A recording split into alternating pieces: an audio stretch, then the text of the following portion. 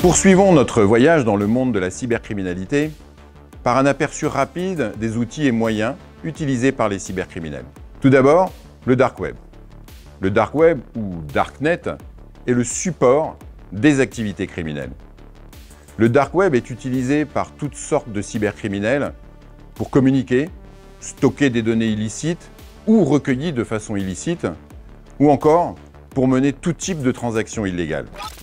L'un des outils le plus utilisés pour mener des attaques est le logiciel malveillant. En voici quelques exemples. Commençons notamment par le cheval de Troie administré à distance. Il s'agit d'un programme installé à l'insu de l'utilisateur dont l'objectif est de prendre le contrôle de l'ordinateur. Ils permettent notamment d'utiliser les principales fonctionnalités telles que allumer la webcam, effectuer une capture d'écran, récupérer les mots de passe, notamment ceux qui sont stockés dans les navigateurs, ou encore même ceux qui sont enregistrés, ceux qui sont frappés au clavier, notamment par l'intermédiaire d'un enregistreur de frappe clavier. Ils peuvent également prendre complètement le contrôle du système de l'ordinateur. Leur but est de rester indétectés le plus longtemps possible afin de pouvoir continuer à voler des données et utiliser les ressources de l'ordinateur infecté. On peut également évoquer la notion de botnet. Un botnet est un système constitué de machines, ordinateurs, téléphones mobiles ou différents équipements, tous infectés par le même logiciel malveillant ou la même famille de logiciels malveillants et qui ensuite se connectent à un système de commande et de contrôle centralisé. Un cybercriminel peut ensuite utiliser un tel botnet pour mener des attaques massives, coordonnées, utilisant l'ensemble des machines qui auront été infectées. Viennent ensuite les ransomware ou rançongiciels. Ici, le code malveillant, une fois activé, va bloquer l'accès aux données en les chiffrant.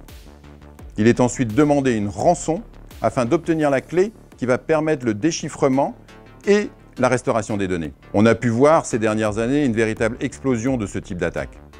Plus récemment, on a également pu constater une évolution dans la stratégie d'utilisation de ce type d'attaque par les cybercriminels. On est en effet passé d'attaques massives réclamant des montants de rançon relativement modestes à des attaques beaucoup plus ciblées visant les grandes entreprises. En effet, leur capacité à payer des rançons plus élevées, jusqu'à plusieurs millions d'euros, est visée ici par la stratégie des cybercriminels.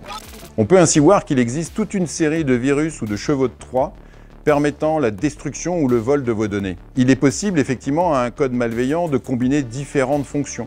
Par exemple, un ransomware peut être aussi cheval de Troie. Par ailleurs, il est important de noter que pendant des années, ces attaques ont essentiellement ciblé les ordinateurs, mais que de plus en plus, ces codes malveillants sont aussi fabriqués et conçus pour attaquer et cibler les mobiles. Il nous reste enfin à voir un dernier point qui est finalement la façon dont les cybercriminels vont être capables d'installer ces différents logiciels malveillants sur votre ordinateur. Pour ce faire, ils vont en général utiliser deux types d'approches. La première est d'utiliser ce qu'on appelle une vulnérabilité. Une vulnérabilité ou une faille, en général introduite par une erreur de programmation des applications que vous utilisez, des navigateurs que vous utilisez ou encore du système d'exploitation qui est mis en œuvre dans votre ordinateur. Le cybercriminel va utiliser cette faille pour pouvoir installer son code malveillant. La deuxième approche est d'utiliser ce qu'on appelle l'ingénierie sociale. L'ingénierie sociale, c'est toute une série de techniques, en général avec des ressorts psychologiques, dont l'objectif est d'obtenir de vous une information ou un comportement que vous n'auriez pas donné ou que vous n'auriez pas réalisé en temps normal. L'objectif ici est de vous pousser à cliquer sur un lien frauduleux, à ouvrir une pièce jointe contaminée, à donner une information confidentielle, par exemple un mot de passe, ou encore, dans certains cas, d'aller jusqu'à effectuer un paiement.